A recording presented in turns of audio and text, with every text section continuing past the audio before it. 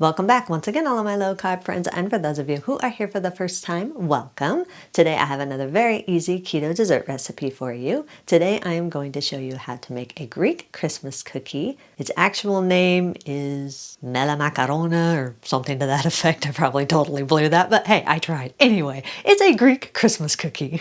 And if you want a printable version of this recipe, you can check out my website at janetsdeliciouslowcarbkitchen.com. You can find a printable version of this recipe and other goodies there for you. And if you're new to the channel and you want to see lots of easy, delicious, low-carb keto recipes, make sure you click that subscribe button and click the notification bell that's right next to the subscribe button. That way you can be notified every time I put out videos, at least every Wednesday and Saturday. And if you'd like to help support the channel, make sure you scroll down in the description of the video. You'll see some affiliate links. Anytime you purchase anything using those affiliate links, a small portion of your purchase will go to me and help support the channel. Also, I am associated on cal.com. You can click the link in the description and you can leave me a tip, which is another way to help support the channel. So, while I do all that, let's get cooking.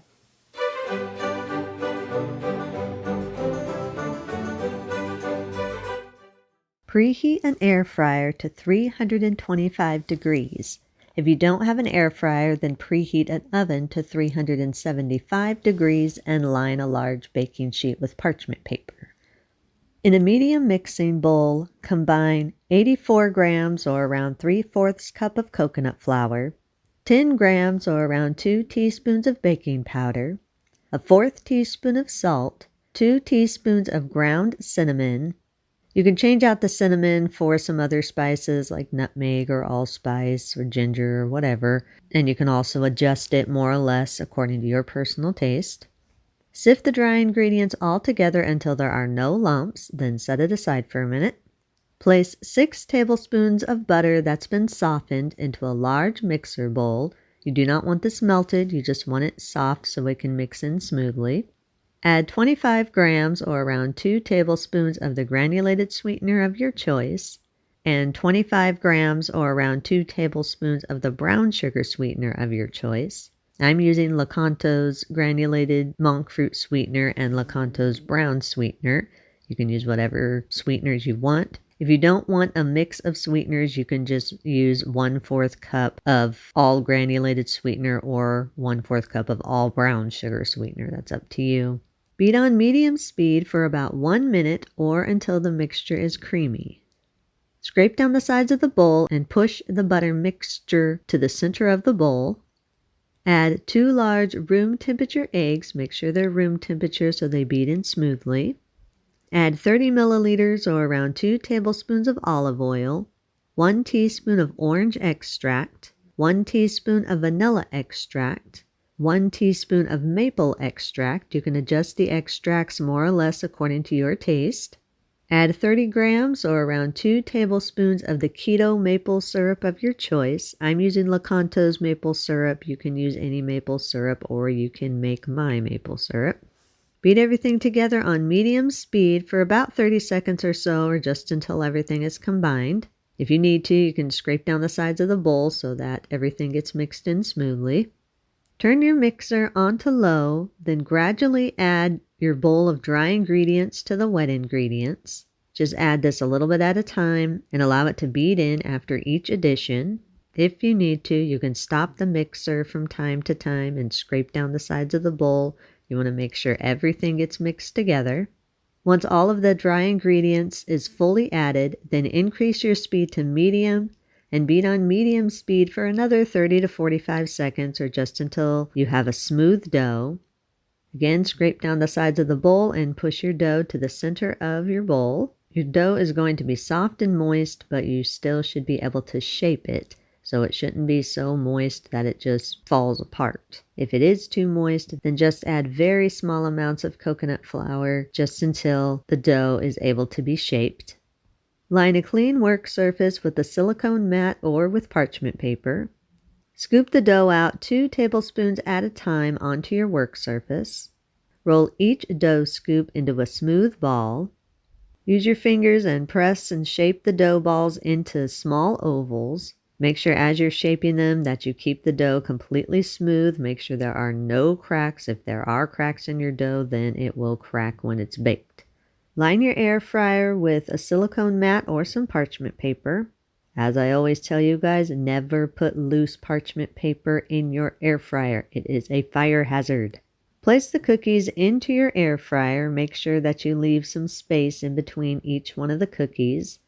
If you're baking these, then place them onto your lined baking sheet, and again, make sure there's space in between each one of the cookies for an even cook. Air fry at 325 degrees for 5 to 7 minutes or until the cookies are golden.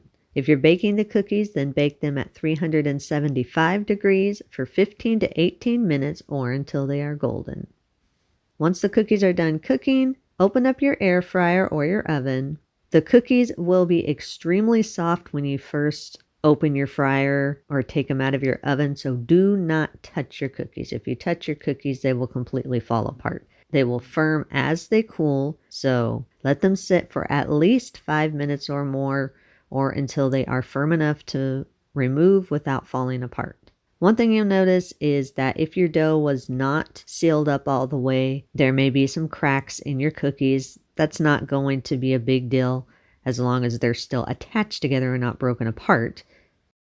After 5 minutes, or when the cookies have firmed all up, remove them from your air fryer or your baking sheet. Place them on a wire rack and allow them to cool completely until they are completely firm. Usually takes at least 15 to 20 minutes for them to firm up well. These aren't going to be completely firm. They are a very soft cookie even after they've set for a bit. They're still a very soft cookie. Once the cookies are cooled and have firmed up, line a large baking sheet with some parchment paper. Place the cooled cookies on your baking sheet. Pour 150 milliliters or around 3/4 cup of the keto maple syrup of your choice into a microwave-safe cup or bowl. Again, I'm using Lakanto's maple syrup. Heat your syrup either in the microwave or on your stovetop just until it's hot. You don't want it to be boiling, but you do want it to be hot. Once the syrup is hot, spoon the hot syrup over your cookies. Sprinkle some very finely chopped nuts over the syrup. If you're wanting this nut-free, you can sprinkle the tops with a mixture of powdered sweetener with a little bit of cinnamon in it. Let the cookies sit for about 5 to 10 minutes so that the cookies can absorb the syrup. All right, we are back. There are my Greek Christmas cookies, my Melomakarona, if I said it right. Look good, smell good. That's always a good sign. They came out nice, soft texture. One thing, you want to make sure that you don't put too much syrup on these because they are made with coconut flour. Coconut flour absorbs a lot of moisture. So if you do put too much syrup on it, you can end up with kind of a soggy cookie because these are a soft cookie to begin with. So I put a little bit too much syrup on some of mine because the bottom got a little bit soft on them. But I think if I just let them sit on the cooling rack overnight, they'll dry and they'll be okay. But that's just something to keep in mind, warn you of. Don't put too much syrup on them. So I'm just going to break a piece of this one off right here and see what it tastes like. See, this is what the inside looks like. Looks good, tasty. Let's see here. That's even kind of a big bite even for me.